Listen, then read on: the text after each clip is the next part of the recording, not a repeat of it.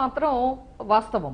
ఇప్పుడు మొన్న జరిగినటువంటి పుల్వామా ఇన్సిడెంట్ కూడా ఇంటెలిజెన్స్ హెచ్చరికలు చేస్తా ఉంది. దాడులు జరగవచ్చు అనేటువంటి సమాచారము ఉంది కేంద్ర ప్రభుత్వం దగ్గర, ఆ యొక్క డిఫెన్స్ మినిస్ట్రీ దగ్గర ఉన్నప్పుడు కూడా అంతకు ముందు ఒక 2 వారాల క్రితమే వాళ్ళు వెళ్ళటానికి కూడా వాళ్ళకి హెలికాప్టర్స్ కావాలి అని అడిగితే వాటికి అవైలబిలిటీ లేదు అని చెప్పి వాళ్ళని రిజెక్ట్ చేసి ఒక ఫ్లీట్ ఆఫ్ కాన్వాయ్ని పెట్టి 78 వాహనాల్లో అనేక మంది వందలాది మంది సైన్యాన్ని తరలించటంతో బై రోడ్ ఏదైతే అది టోటల్ గా ఒక ఇంటెలిజెన్స్ ఫెయిల్యూర్ గా మరి మనము భావించవచ్చు. ఎందుకనంటే ఇంటెలిజెన్స్ చెప్పినప్పటికీ వాళ్ళు బై ఎయిర్ లిఫ్ట్ చేయమని అడిగినప్పటికీ అది కాదని చెప్పి బై రోడ్డు పంపించడం మూలంగా మనం 44 మంది ఒక వీర సైనికులని కోల్పోయినటువంటి ఒక దురదృష్టకరమైనటువంటి ఒక సంఘటన. అలాగే ఇప్పుడు మన రఘునాథ్ బాబు గారు చెప్తా ఉన్నారు, వారు ప్రతిదీ రాజకీయమే. ఇవాళ భారతీయ జనతా పార్టీ ఎంత దిగజారిపోయినటువంటి పరిస్థితి అంటే, వాళ్ళు గతంలో సర్జికల్ స్ట్రైక్స్ జరిగినప్పుడు కూడా మనం చూసాము, మేమే చేశాము అని. అదే ఇప్పుడే రఘునాథ్ బాబు గారు మాట్లాడుతూ సర్జికల్ స్ట్రైక్స్ అనేటువంటివి జరుగుతూనే ఉంటాయి, కానీ మోస్ట్ ఆఫ్ ది టైం అవి అన్నోటిస్డ్ గా ఉంటాయి, అవి పెద్దగా డిస్కషన్ లోకి రావు. కానీ అది ఒక భాగం, మన సైన్యం ఒక వ్యూహంలో ఒక భాగంగా ఎప్పుడు అవసరమైతే అది సైన్యం తీసుకునేటువంటి ఒక నిర్ణయంలో భాగంగా వాళ్ళు చేస్తా ఉంటారు అని చెప్పి వారు ఇప్పుడు చెప్పడం జరిగింది. అయితే అదే సర్జికల్ స్ట్రైక్స్ ని మనం చూసాం 6 నెలల తర్వాత గతంలో వీడియో రిలీజ్ చేసి మేమే చేయగలిగాము అని ఒక పెద్ద రాజకీయంగా చిత్రీకరించినటువంటి సంఘటనని చూసాము. కానీ అదే సర్జికల్ స్ట్రైక్స్ తర్వాత పఠాన్కోట ఇన్సిడెంట్ జరిగింది, యూరిలో ఇన్సిడెంట్ జరిగింది, మొన్న పుల్వామాలోనూ జరిగింది. మరి దానికి ఏం సమాధానం చెప్తారు ఇప్పుడు భారతీయ జనతా పార్టీ వాళ్ళని చెప్పి అడుగుతా ఉన్నాము. అంటే దురదృష్టం ఏమంటే, ఈరోజు మీరు అదే పీడీపీతో పొత్తు పెట్టుకున్నారు, అదే పీడీపీతో మీరు గంటలోనే అక్కడ ఎవరికి తెలియకుండా రామ్ మాధవ్ వెళ్ళారు, గవర్నర్ని కలిశారు, విత్డ్రా అయ్యారు, ఆ వెంటనే రాష్ట్రపతి పాలన పెట్టారు. ఇప్పుడు అదే పీడీపీ కారణం అక్కడ ఈ యొక్క సంఘటనలు జరగటానికి అని చెప్పి ఇదే భారతీయ జనతా పార్టీ మరి ఆరోపణలు చేస్తాం మనం చూస్తా ఉన్నాం. అంటే ఈరోజు భారతీయ జనతా పార్టీ అధికారం కోసం ఎవరితోటైనా పొత్తు పెట్టుకుంటుంది, ఒక పూర్తిగా విరుద్ధమైనటువంటి పార్టీలతో పొత్తు కలిసి పెట్టుకున్నటువంటి ఇది ఇప్పుడు చూస్తున్నాము. ఇదే గతంలో చూసాము మనము. గతంలో కార్గిల్ వార్ జరిగినప్పుడు అప్పుడు ఈ విధంగా వాజ్పేయి గారు ఎప్పుడూ కూడా ఒక గౌరవప్రదమైనటువంటి, అంటే మన దేశ గర్వించదగినటువంటి ఒక ప్రధానిగా ఉన్నటువంటి వాజ్పేయి గారు ఆనాడు ఎప్పుడు దీన్ని ఎన్నికల ప్రచారానికో రాజకీయానికో వాడుకోలేదు.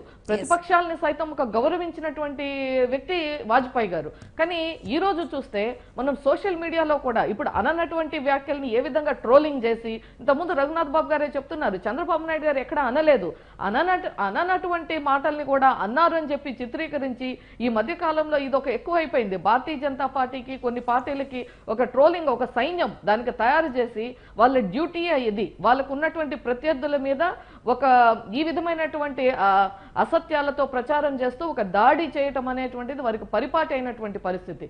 దురదృష్టం ఏంటంటే దాన్ని ఇటువంటి సంఘటనలు కూడా వాడుకుని వారి ఒక్కరికే జాతీయ భావం ఉన్నట్లుగా, వారొక్కరికే దేశభక్తి ఉన్నట్లుగా, ఎవరైనా ప్రశ్నిస్తే వాళ్ళేదో పాకిస్తానీ మిత్రుల పార్టీలు అన్నటువంటి విధంగా యాంటీ ఇండియన్ మనము ప్రో పాకిస్తాన్ అని చెప్పి ఒక ముద్ర వేసి ఒక కుటిలమైనటువంటి ప్రయత్నం ఏదైతే చేస్తున్నారో దీన్ని సామాన్య ప్రజలు దీన్ని చాలా ద్వేషిస్తున్నారు. ఇటువంటి వాటిని తిప్పికొడతారు.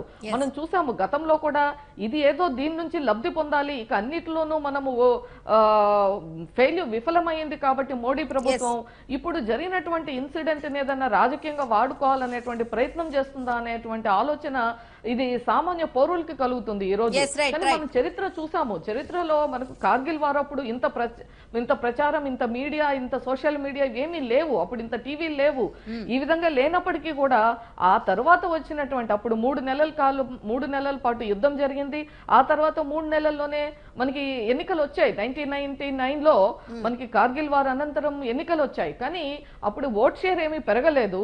మనం అలాగే యూపీలో నంబర్ ఆఫ్ సీట్స్ తగ్గాయి, కానీ గవర్నమెంట్ ఫామ్ చేయగలిగింది మిగతా మిత్రపక్షాలన్నిటితో కలిపి. కాబట్టి ఇది అసందర్భమైనప్పటికీ కూడా ఈ రోజు మనం రాజకీయాలు మాట్లాడుకుంటాం అనేటువంటిది కొంత అసంబద్ధంగా అనిపించినప్పటికీ కూడా ఈ రోజు భారతీయ జనతా పార్టీ చేస్తున్నటువంటి వ్యాఖ్యలకు కానీ, వాళ్ళు చేస్తున్నటువంటి చర్యలు చేష్టలకు కానీ మనందరం కూడా మాట్లాడవలసినటువంటి ఒక పరిస్థితి భారతీయ జనతా పార్టీ తీసుకొచ్చింది అని మాత్రం చెప్పక. రైట్ రఘునాథ్ బాబు గారు, 2014 బీజేపీ ఎన్నికల హామీల్లో కాశ్మీర్ సమస్య పరిష్కారం కూడా ఒక ప్రధానమైన అంశం. కానీ ఈ 4 ఏళ్లలో ఏమీ చెయ్యకపోగా పీడీపీతో పొత్తు పెట్టుకుని రాజకీయ అనిశ్చితి క్రియేట్ చేసి అక్కడ మళ్ళీ గవర్నర్ రూల్ వచ్చేలా చేసి పూర్తిగా ఒక ఫెయిల్యూర్ కి, ఒక సిస్టమ్ ఫెయిల్యూర్ కి భారతీయ జనతా పార్టీ కారణమైందని ఆరోపిస్తున్నాయి విపక్షాలు. ఏ సమస్యకైనా సామధాన భేద దండోపాయాలు ఉంటాయి. స్ట్రైట్ గా దండానికి ఎవరు రారు. ఫస్ట్ మంచిగా చెప్పి వెళ్ళి ఆ దేశంతో మంచి రిలేషన్స్ మెయింటైన్ చేయడానికి, అదేవిధంగా వాళ్ళకి ఏమైనా కావాలంటే ఇచ్చి మీ దగ్గరికి వచ్చేటప్పుడు మాత్రం ఇస్తరేసి పప్పేసి నెయ్యేసి పెరిగేసి చెప్పండి. ఒక్క విషయం ఉండండి. రెండు విషయాలు నేను చెప్పాలి. ఒకటి ఇంటెలిజెన్స్ ఫెయిల్యూరు సాక్షాత్తు మన రాష్ట్రంలో ముఖ్యమంత్రి మీద దాడి జరిగి త్రుట్లో తప్పించుకున్నాడు. అది ఇంటెలిజెన్స్ ఫెయిల్యూరా సక్సెస్ నాకు తెలియదు. ఒక ఎమ్మెల్యే మొన్నటికి మొన్న ఆ ఎమ్మెల్యే మీద దాడి చేశారు. అది ఇంటెలిజెన్స్ ఫెయిల్యూరా కాదా? మరి ఇంకొకటి రామకృష్ణ గారు ఇప్పుడు ఇందాక ఒక మాట, ఇప్పుడు ఈ పక్క దేశంలో ఇప్పుడు అమెరికాలో ఎలక్షన్లు జరుగుతుంటే మన దేశ ప్రజలు ఆలోచిస్తారు, ట్రంప్ గెలవాలా, హిల్లరీ గెలవాలా, రిపబ్లికన్ గెలవాలా, డెమోక్రాట్లు గెలవాలా. ఇంకో దేశంలో మన పొరుగు దేశంలో జరిగేటప్పుడు మనం ఆలోచిస్తాం. కాబట్టి సహజంగా మన దేశంలో ఎవరు గెలవాలి అనేది పాకిస్తాన్ వాళ్ళు ఆలోచిస్తుంటారు. నెక్స్ట్ విషయం, ఇవాళ పాకిస్తాన్లో ప్రభుత్వం మీద సైన్యానికి పైచేయి ఉంది. సైన్యమే డిసైడ్ చేస్తుంది. ప్రభుత్వం అవసరమైతే ఎన్నో గతంలో చూసాం, సైన్యం టేక్ ఓవర్ చేసేసుకుంది. కానీ మన దేశంలో సైన్యం మీద ప్రభుత్వానికి కంట్రోల్ ఉంది. సైన్యం ప్రభుత్వాన్ని కంట్రోల్ చేయదు అదృష్టవశాత్తు. కాబట్టి ఎప్పుడైతే ప్రభుత్వం ఒక ధైర్యంగా వెన్నుదన్నుగా గట్టిగా ఉందో అప్పుడు ప్రభుత్వం ఉన్నప్పుడు సైన్యానికి ఎక్స్ట్రా పవర్ ఇచ్చినట్టు అవుతుంది. వాళ్ళ దౌత్యపరంగా వాళ్ళ దేశ విదేశాల్లో ముందు including China they fell in to in line, ఒక లైన్ వచ్చేసే పరిస్థితి వచ్చింది. కాబట్టి దాదాపు ప్రపంచంలో అన్ని దేశాలని దీన్ని ఖండించేటట్టుగా చేయగలిగాం. అది ఒక పెద్ద విజయం. మరి ఆ మానసిక దీంతో వాళ్ళ మన సైన్యానికి ధైర్యం ఇవ్వటం, అందుకని ఒక స్ట్రాంగ్ గవర్నమెంట్ ఉన్నప్పుడు మాత్రమే ఇలాంటివి సాధ్యం అవుతాయి. కాబట్టి వాళ్ళు వాళ్ళకి చూపించాల్సిన ప్లేస్ వాళ్ళ మీద మనం దౌర్జన్యం చేసి వాళ్ళని ఏమి చెయ్యాలనేది ఎవరికూడదు. కానీ దే షుడ్ అండర్స్టాండ్. అంతే తప్పితే మన మీద పెద్దగా ఇలాంటి ఉగ్రవాదాడులు లేకపోతే ఈ వీళ్ళని పంపించి టెర్రరిస్టులు పంపించి ఇక్కడ చికాకులు కలిగించి ఇట్లాంటి ఎక్కడో చోట అంతం పలకాలంటే వాళ్ళకు భయం ఉండాల్సిన అవసరం ఉంది. బలవంతుడికి మాత్రమే గౌరవం దక్కుతుంది, బలహీనుడికి గౌరవం దక్కదు అని బలాన్ని అవసరం లేని చోట చూపించాల్సిన పని లేదు. అవసరం వచ్చినప్పుడు ఖండితంగా ఉండాలి. అదే ఆ ఉన్న బలంతో కేంద్రంలో ఏకపార్టీగా పూర్తి స్థాయిలో మెజారిటీ వచ్చిన పార్టీగా ఉన్న బలంతో. న్యూస్ రూమ్ కి తిరిగి స్వాగతం. అంబటి రామకృష్ణ గారు, సో సామధాన భేద దండోపాయాలు ఉపయోగిస్తున్నాం, అందులో భాగమే ఈ రోజు జరిగిన దాడులు కూడా అని చెప్తున్నారు. సామధానం దండోపాయాలంటే 5 సంవత్సరాలు కంప్లీట్ అయిన తర్వాత ఇంకెళ్ళిపోయే ముందు రేపో ఎల్లుండో గవర్నమెంట్ అయిపోతుంది అనగా ఇప్పుడు వచ్చి దండోపాయాలు వాడుతున్నాం అని. ఇప్పుడు మిలిటరీ పైన, మన మిలిటరీ పైన ఇవాళ కొత్తగా ఫస్ట్ టైం దాడి జరిగితే ఈ 5 ఏళ్లలో మోడీ గారిని చూసి భయపడ్డారు. ఈ 5 ఏళ్ల పాటు వీళ్ళు దాడి చేయడానికి. బట్ అనుకోకుండా ఏదో అవకాశం వచ్చింది, కొట్టేళ్ళారు అనుకోవచ్చు. మనం ఊరిలో తీసుకున్నా లేకపోతే ఇంకో చోట పఠాన్కోట్లో తీసుకున్నా మన సైనిక స్థావరాల్లోకి వచ్చి కొట్టెళ్ళింది ఉగ్రవాదులు. సో సైనిక స్థావరాల్లోకి వచ్చి ఉగ్రవాదులు కొట్టెళ్ళిన తర్వాత మోడీ గారినో లేకపోతే ఇంకొకరినో చూసి వీళ్ళు, నేను ఇందాక చెప్పింది అదే, వీళ్ళు హ్యాపీగా వాళ్ళతో కేకులు పంచుకుని కేక్ కటింగులు చేసుకుంటా కలిసిమెలిసి తిరుగుతూ ఉంటే పాకిస్తాన్తో, వాళ్ళు మాత్రం పాకిస్తానీలు మాత్రం కాంగ్రెస్ రావాలని ఎందుకు అనుకుంటారు? మోడీ లాంటి మిత్రుడే ఉండాలనుకుంటారు. ఎప్పుడైనా బర్త్డే సెలబ్రేషన్స్ చేసుకునేవాళ్ళు, మాతో కలిసిపోయేవాళ్ళు, మాతో ఉండేవాళ్ళు ఎవరు కావాలి వాళ్ళే ఉండాలని పాకిస్తాన్ కోరుకుంటారు తప్ప కాంగ్రెస్ రావాలి అని పాకిస్తాన్ ఏనాడు కోరుకోదు. ఎందుకంటే ఇప్పుడు పాకిస్తాన్ని 2 ముక్కలుగా చీల్చింది ఎవరు అంటే కాంగ్రెస్ పార్టీ హయాంలోని కేంద్ర ప్రభుత్వం ఆనాడు ఇందిరాగాంధీ 2 ముక్కలుగా చీల్చింది. సో ఇవాళ పాకిస్తాన్కి భారతదేశం పట్ల ఎక్కడైనా కోపమో ఏదైనా బాధో ఏదో ఉంది అంటే వాళ్ళు మమ్మల్ని 2 ముక్కలు చేసిన భారతదేశంలో ఏదో ఒక ముక్కన్నా మేము తీసుకెళ్లాలనే బాధ పాకిస్తాన్లో మిగిలింది అంటే అది కాంగ్రెస్ పార్టీ చేసిన యుద్ధం వల్ల కావచ్చు, కాంగ్రెస్ పార్టీ సాధించిన విజయం వల్ల కావచ్చు. ఇవాళ నేను ఇప్పుడు వాళ్ళు ఇంకా రాజకీయాలు మాట్లాడుతున్నారు కాబట్టి నేను కాంగ్రెస్ పార్టీ అని మాట్లాడాల్సి వచ్చింది. ఇప్పుడు దాకా నేను కూడా మాట్లాడలేదు, నేను కూడా మిలిటరీ పక్షాన్ని మాట్లాడాను. వీళ్ళు ఎప్పుడైతే ఇంకా రాజకీయంగా హీనస్థితికి ఆరోపణలు చేస్తున్నారు కాబట్టి నేను పార్టీ మాట్లాడాల్సి వస్తుంది. సో అటువంటి పరిస్థితుల్లో పాకిస్తాన్కి భారతదేశానికి, ఐ మీన్ కాంగ్రెస్ పార్టీకి పాకిస్తాన్కి ఉన్న అంత గ్యాప్ను పెట్టుకొని ఈ వీళ్ళు దీంట్లో అదే చెప్తున్నా, వీళ్ళు దీంట్లో నుంచి ఇక్కడికి ఎక్కడ తీసుకొస్తారంటే మళ్ళీ ఇక్కడ ముస్లింలు తీసుకొస్తారు. అది ముస్లిం కంట్రీ కాబట్టి ఇక్కడ ముస్లింలు ఉన్నారు కాబట్టి ఇక్కడ ముస్లింలను ఏం అనొద్దు అని అంటున్నాం కాబట్టి అందరినీ సమానంగా చూడాలని, సమాన దృష్టితో వెళ్ళాలని కాంగ్రెస్ పార్టీ కోరుతోంది కాబట్టి నువ్వు ముస్లిం సపోర్ట్వి, నువ్వు యాంటీ నేషనల్, నువ్వు పాకిస్తానీ సపోర్ట్. అన్నిటికీ మించి మరొకసారి 35A పైన 370 పైన చర్చ జరగడం, సో కాశ్మీరీల హక్కులను హరిస్తున్నారు అని ఒక సెన్స్ ని క్రియేట్ చేసే పరిస్థితులు కూడా అక్కడ ఉన్న పరిస్థితులు మనం చూసాం. అది ఖచ్చితంగా కాశ్మీరీస్ ఒప్పుకోరు మేడం. ఇప్పుడు ప్రత్యేక హోదా కోసం ఆంధ్ర రాష్ట్ర ప్రజలు ఎలా అయితే ఎదురు చూస్తూ మాకు ప్రత్యేక హోదా కావాలి, మాకు కావాల్సిన ప్రామిస్ చేసినవి అన్ని కావాలి అని కొన్ని ఏదైతే కోరుకుంటా ఉన్నారో వాటిని ఫిల్ఫిల్ చేయకుండా మాట ఇచ్చి తప్పారు. ఆల్రెడీ వాళ్ళకి ఇచ్చినవి ఇప్పుడు మనకు రాందానికే మనం ఇంత బాధపడుతున్నాం. మనకి ఇస్తానని చెప్పి ఇవ్వని వాటి కోసం సాధించుకోవడం కోసం ఇంత తిప్పలు పడుతున్నాం. వాళ్ళకి ఇచ్చిన హక్కులను మేము తీసేసుకుంటాము, మిమ్మల్ని ఇది చేస్తాము అంటే ఆ ప్రజలు ఒప్పుకొని దాన్ని వీళ్ళకి అనుకూలంగా వచ్చి వీళ్ళకి ఇప్పుడు ఆ ఉద్దేశం అసలు వీళ్ళకుంటే పీడీపీతో పొత్తు పెట్టుకోరు అంటాను నేను. మీ వీళ్ళకి గనక ఆర్టికల్ 317 ఇంప్లిమెంట్ చేసి 35 ఏం తీసుకురావాలి అనే ఉద్దేశమే కానీ ఉంటే మీరు పీడీపీతో పొత్తే పెట్టుకోరు కదా. పీడీపీ అట్లా పూర్తి వ్యతిరేకం కదా. అదే ఇప్పుడు గవర్నమెంట్ కనుక పీడీపీతో వీళ్ళకి చెడింది కానీ చెడి బయటకు వచ్చారు కాబట్టి ఇప్పుడు మాట్లాడుతున్నారు. కానీ అదే పీడీపీతో కానీ గవర్నమెంట్ ఉంటే ఆ ఇష్యూ ఎత్తే వాళ్లే కాదు కదా. మహబూబా ముఫ్తీని ఒప్పించి మీరు ఆర్టికల్ 370ని రద్దు చేసేంత దమ్ము ధైర్యం మీకుందా? ఏం లేదు. వాళ్ళు సెల్ఫ్ బ్రాండింగ్ చేసుకుంటున్నారు. మేము ఇప్పుడు చెప్తారు చూడండి, కల్తీ తయారు చేసి దానికి బ్రాండింగ్ వేసి మార్కెట్ లో అమ్ముతా ఉంటారే, అట్లాగా వీళ్ళు బ్రాండింగ్ వేసుకొని వీళ్ళు మేము ధైర్యవంతులు అని గుండెలు బాదుకోవడమే తప్ప మీరు ధైర్యవంతులైతే అవతల వాడు మేము మనల్ని ఎందుకు వచ్చి కొట్టేళ్తున్నాడు అనే దానికి సమాధానం చెప్పకుండా మళ్ళీ అది ఇప్పుడు ఏ క్వశ్చన్ అడిగాము, ఇప్పుడు సెంట్రల్ ఇంటెలిజెన్స్ ఫెయిల్యూర్, మీరు దానికి సమాధానం చెప్పండి అయ్యా అంటే 99లో చంద్రబాబు నాయుడు గారి పైన దాడి జరిగిందా లేదా, అది ఫెయిల్యూరా కాదా, దానికి అదే సమాధానం. అప్పుడు కేంద్ర ఫెయిల్యూర్ కూడా ఉంటుంది. ఆ ఇంటెలిజెన్స్ ఫెయిల్యూర్ లో అది నక్సలైట్ దాడి. నక్సలైట్ అనేది కేంద్ర హోమ్ మినిస్ట్రీ మానిటరింగ్ లో ఉంటుంది. కేంద్ర హోమ్ మినిస్ట్రీ మానిటరింగ్ లో ఉంటుండగా ఒక ముఖ్యమంత్రి పైన లేకపోతే 2 ఎమ్మెల్యేలు చనిపోవడం జరిగింది అంటే అది కూడా ఒక రకంగా కేంద్ర నిఘా వైఫల్యం కిందే మనం పరిగణించాల్సి వస్తుంది తప్ప రాష్ట్రంలో బాధ్యత ఉండొచ్చు. బట్ టెర్రరిస్ట్ అనేది ఇంటర్ స్టేట్ లింక్డ్. అక్కడ కూడా ఫెయిల్ అయ్యారు భారతీయ జనతా పార్టీ ప్రభుత్వం అని చెప్పాలి మనం. సో ఇప్పుడు ఆర్టికల్ 370 కావచ్చు, 35A కావచ్చు, ఇవన్నీ ఈ రోజు కేవలం ఓట్ల కోసం ఇప్పుడు మళ్ళీ తెరపైకి తీసుకొచ్చి నాటకాలు ఆడే ఉద్దేశమే తప్ప ఈ 5 ఏళ్లలో ఏమన్నా చేసే ఉద్దేశం, కాన్స్టిట్యూషన్ అమెండ్మెంట్ చేసి తెచ్చే ఉద్దేశం ఉంటే పార్లమెంట్ లో డిస్కషన్ పెట్టుండే వాళ్ళు. అట్లీస్ట్ ఆ ప్రయత్నమే చేయలేదు కదా. పోనీ పార్లమెంట్ లో మీరు డిస్కషన్ బిల్లు పెట్టి మిమ్మల్ని ఎవరైనా అడ్డుపడి ఉంటే, ఇప్పుడు ట్రిపుల్ తలాక్ మీరు ఏదో ప్రయత్నం చేశారు, కొన్ని పార్టీలు అడ్డుపడ్డాయి, కొన్ని పార్టీలు ఎస్ చెప్పినాయి, కొన్ని పార్టీలు నో చెప్పినాయి, మీరు మాకు అడ్డుపడ్డారు, మేము ఇది చేయదలుచుకున్నాం అని చెప్పొచ్చు. మీరు ఆ ప్రయత్నమే చేయకుండా మీరు ఏదో వచ్చి సాకులు చెప్పారు అంటే మీ ఉద్దేశం ఓట్లు సీట్లు తప్ప వేరే దేశ భవిష్యత్తు, దేశాన్ని బాగు చేద్దాం అనే ఉద్దేశం బీజేపీకి ఏ కోసైనా లేదు. ముల్పూడి గారు, ఇప్పుడు ఢిల్లీలో అఖిలపక్ష భేటీ జరుగుతోంది. తర్వాత ఏ నిర్ణయాలు తీసుకోవాలి, ఎలా ముందుకెళ్లాలి, ఎలాంటి వ్యూహంతో ముందుకెళ్లాలి, దౌత్యపరంగా ఏం చేయాలని అన్ని అంశాలకు సంబంధించి అఖిలపక్ష అన్ని పార్టీలతో భేటీ జరుగుతున్న పరిస్థితులు మనం చూస్తున్నాం. సో ఎలాంటి చర్చలు జరగాలి? సో ఈ అఖిలపక్ష భేటీ దాదాపు పూర్తిగా వచ్చింది. ఎలాంటి చర్చలు జరగాలని మీరు కోరుకుంటున్నారు? ఒక నిజంగానే విపక్షాలతో కలిసి భారతీయ జనతా పార్టీ కంక్లూజన్కి వచ్చే పరిస్థితులు కనిపిస్తున్నాయా? డెఫినెట్ గా చిత్తశుద్ధి ఉంటే ఒక బాధ్యత గల ప్రభుత్వం ఏదైనా సరే ఇవాళ అఖిలపక్షం పెట్టి అన్ని పార్టీలని పిలిచి అక్కడ చర్చించాలి. ఏం జరిగింది అన్నది బ్రీఫ్ చేయాలి. ఈ రోజు జరిగినటువంటి సర్జికల్ స్ట్రైక్స్ మీద ఉదయం ఫారిన్ సెక్రటరీ ఒక స్టేట్మెంట్ చేశారు. అది కాదు, ఇంకా పూర్తిగా ఈ తర్వాత వచ్చినటువంటి ఇన్ఫర్మేషన్ అంతా కూడా అన్ని రాజకీయ పక్షాలతో షేర్ చేయాలి. అందరినీ ఒక ఏకతాటి మీదకి తీసుకురావాలి. ఇక్కడ రాజకీయాలు కాదు. ఈరోజు మనం ఒక పొరుగు దేశంతో మనం తలపడుతున్నప్పుడు ఈ దేశంలో రాజకీయాలని పక్కన పెట్టి అందరినీ దీని మీదకి తీసుకురావాల్సినటువంటి బాధ్యత ప్రధానమంత్రి మీద ఉంది.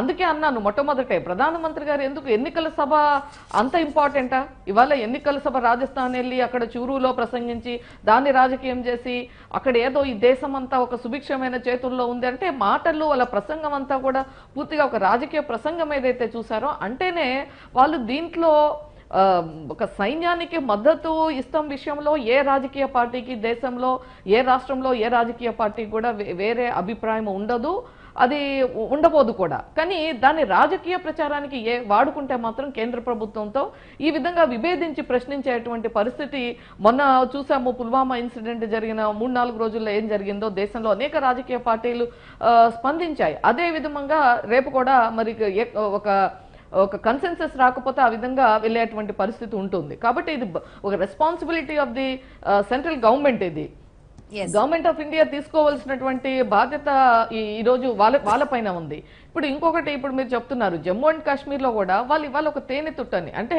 గతంలో పీడీపీతో పొత్తు పెట్టుకున్నప్పుడే వీళ్ళకు ఒక సిద్ధాంతపరంగా భారతీయ జనతా పార్టీ, గతంలో భారతీయ జనతా పార్టీ వేరు, ఇప్పుడు మోడీ అమిత్ షా ఆధ్వర్యంలో ఉన్నటువంటి భారతీయ జనతా పార్టీ వేరు అనేటువంటిది మనం చూసాము. అందుకే విభిన్నం అసలు, అంటే రెండు ఉత్తర దక్షిణ ధృవాలైనటువంటి పీడీపీ అండ్ బీజేపీ పొత్తు కలిసి ప్రభుత్వాన్ని ఏర్పాటు చేసిందంటేనే వాళ్ళు సిద్ధాంతాలని వదిలేశారు అనేటువంటి దానికి ఒక నిదర్శనం. త్రిపురలో కూడా వాళ్ళు గొప్పగా చెప్తారు, మేము 2% నుంచి మేము అధికారంలోకి వచ్చామని. అక్కడ కూడా అదే విధంగా చేశారు. కొన్ని సంస్థలని కూడా వాళ్ళు ఏ విధంగా తీసుకొని అధికారంలోకి వచ్చారనేటువంటిది చూసాం. వాళ్ళకి ఇవాళ అధికారం ఎన్ని రాష్ట్రాల్లో మన చేతుల్లో మన గుప్పిట్లో ఉన్నాయి అనేటువంటిదే తప్ప సిద్ధాంతాలకు తిలోదకాలు ఇచ్చినటువంటి పరిస్థితి ఈ రోజు ఈ దేశంలో భారతీయ జనతా పార్టీలో సుస్పష్టంగా కనిపిస్తుంది. అందుకే ఇప్పుడు మళ్ళీ all of A sudden 35A అదొక తేనెతుట్టని కదిలించి ఇప్పుడు రేపు నుంచి జరగబోతుంది, బహుశా రేపు తర్వాత 27 తర్వాత అన్నారు సుప్రీంకోర్టు దాని మీద విచారణ చేపడతామన్నారు. అది కూడా ఏంటి, అప్పుడు ఒక ప్రెసిడెన్షియల్ ఆర్డర్ ద్వారా దాన్ని ఇంక్లూడ్ చేయటం జరిగింది, దాన్ని పార్లమెంట్ లో పెట్టలేదు, చట్టం చేయలేదు. అది జరగకుండా, దాని మీద చర్చ జరగకుండా డైరెక్ట్ గా రాష్ట్రపతి ఉత్తర్వుల ద్వారా 35A సవరణ వచ్చింది. కాబట్టి దాని మీద టెక్నికల్ గా ఏం చేయాలి అనేటువంటి దాని మీద ముందుకెళ్ళటం, అల్టిమేట్ గా that also leads to 370 article 370 మీద చర్చకి వెళ్ళేటువంటి అవకాశం కనపడుతుంది. ఎన్నికలు వస్తున్నటువంటి సమయంలో ఈ 5 సంవత్సరాలు వాళ్ళతో పొత్తు పెట్టుకొని వచ్చిన తర్వాత దాన్ని కలపటం అంటేనే దాని వెనుక ఏదైనా రాజకీయ దురుద్దేశం ఉంది అనేటువంటిది, అటువంటి అనుమానాలు కలిగే విధంగా మాత్రం ఈరోజు భారతీయ జనతా పార్టీ యొక్క చర్యలు, ఆలోచనలు, ఆ మాటలు కనపడతా ఉన్నాయి. ఎస్ రఘునాథ్ బాబు గారు, నేను చర్చ మొదట్లో అడిగిన ప్రశ్నకు మీరు ఇప్పటికే సమాధానం చెప్పలేదు. ఈ రోజు ఢిల్లీలో అంత అత్యవసరంగా భేటీ జరుగుతుంటే దానికి ప్రధాని హాజరు కాకపోవడానికి కారణం ఏంటి? ఇక ఏం జరిగిందనే అంశం జాతి ప్రజలందరికీ కూడా మీడియా ముందుకు చెప్పాల్సిన పరిస్థితులు ఉన్నాయి, కానీ అటువంటి పరిస్థితులు ఏం కనిపించట్లేదు. కారణం ఏంటని అడుగుతున్నాయి విపక్షాలు. ఇప్పుడు ప్రభుత్వమే కదా చర్చలు జరుగుతుంది. ఇప్పుడు మొన్న హోమ్ మినిస్టర్ జరిపారు, వాళ్ళు విదేశాంగ మంత్రి జరుపుతున్నారు. ప్రభుత్వమే కదా ప్రతిపక్షాలన్నిటితో కూడా మాట్లాడుతుంది. ప్రధానమంత్రి ఇక్కడే ఉండాలా, ఇక్కడే కూర్చోవాలి, ఇక్కడే నిల్చోవాలా అని డిసైడ్ చేయలేదు కదా. ఈ ప్రధానమంత్రి ఉండటం వల్లే ఇవాళ ఒక విషయం, ఈ ప్రధానమంత్రి ఉండటం వల్ల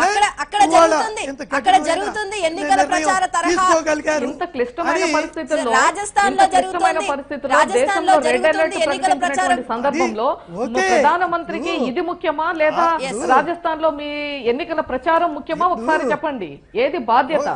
ఇవాళ ప్రధానమంత్రి గారికి ఒక ఎన్నికల ప్రచార సభ ముఖ్యమా?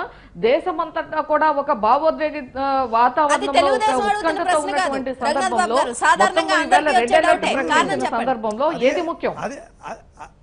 అది కాదు, ఇది ఒక రాజకీయ పార్టీ నిర్ణయించాల్సింది కాదు. వాళ్ళ దేశ ప్రజలకి తెలుసు ఇది ఒక స్ట్రాంగ్ ప్రధానమంత్రి, వాళ్ళ ఇంత స్ట్రాంగ్ డెసిషన్, ఇవాళ ఈ మిలిటరీకి ఎంత దన్ను ధైర్యం వచ్చింది, లేదా వాళ్ళ దేశానికి ముందంతా మిలిటరీకి ధైర్యం లేదండి. ఇంతకు ముందంతా మిలిటరీకి ధైర్యం లేదా, యుద్ధాలు చేయలేదు. ఏం మాట్లాడతారండి? మిలిటరీని అవమానిస్తారు. ఇందిరాగాంధీ మిలిటరీని అవమానిస్తారు. ఇందిరాగాంధీ టైంలో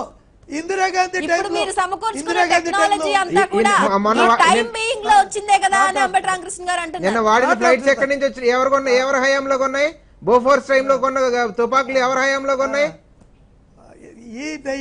ఇప్పుడు ఎన్ని చెప్పండి, ఆడ ఎవరికి నమ్మకం లేదు. ఒక్క ఇందిరాగాంధీ టైంలో నేను ఒప్పుకుంటా, ఎస్ ఆమె స్ట్రాంగ్ డెసిషన్ తీసుకుంది, ఆమె మహాశక్తి అని పార్లమెంట్ సాక్షిగానే ప్రతిపక్ష నాయకుడు వాజ్పేయి గారు ఆమెని స్తుతించారు. అదృష్టశాత్తు రికార్డ్స్ ఉన్నాయి కాబట్టి మీరు అదన్నా ఒప్పుకుంటున్నారు.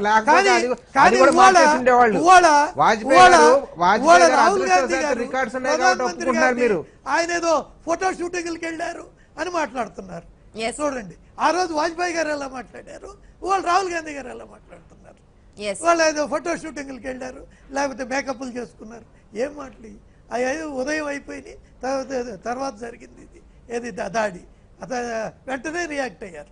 కాబట్టి ప్రజలకు తెలుసు అది జరిగిన తర్వాత 4 గంటల వరకు ప్రధానమంత్రి గారు అందుబాటులోకి రాలేదు అనేటువంటిది, అప్పుడు ఏదో డిస్కవరీ ఛానల్ షూటింగ్ లో ఉన్నారు అనేటువంటిది. 5:15 కి మీటింగ్ వెళ్ళారు ఆయన. కానీ కొంతమంది 5:15 కి మీటింగ్ వెళ్ళారు. ఇప్పుడు వాళ్ళ నేను మళ్ళీ చెబుతున్నా, దేశ ప్రజలకి తెలుసు మీరు అనవసరమైనటువంటి అబద్ధాలు, తప్పుడు ప్రచారం. లేదు రఘునాథ్ బాబు గారు, ఒకటే సింగిల్ ప్రశ్న. ఇంత కీలకమైన భేటీ జరుగుతుంటే ప్రధానమంత్రి ఒక రాజకీయ సభలో పాల్గొనడం ఏంటి? అది